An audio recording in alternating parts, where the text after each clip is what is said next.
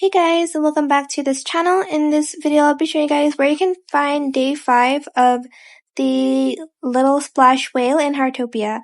So today is the purple one, and you'll find the purple one next to Oliver and next to Tara as well here. So I'm just going to take a picture. Okay, I have to go a little bit back here to take that picture. And then don't forget to tap the whale as well here. And let's find the bubble a little to the right here.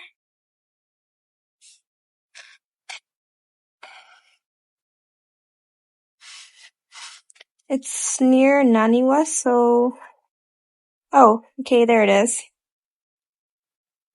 And I'm just going to press that little bubble, and here's where it is on the map, on like the yellow like thing. Yellow arrow. But that is it for this video. I hope it was helpful for you guys. Don't forget to like, comment, share, and also subscribe to this channel if you haven't done that already. If you have any more questions about this video, just leave it in the comment section down below. I will try my best to answer them all for you guys. And if you found this video helpful, please click the thanks button as well. That is it. Thank you so much for watching. Bye.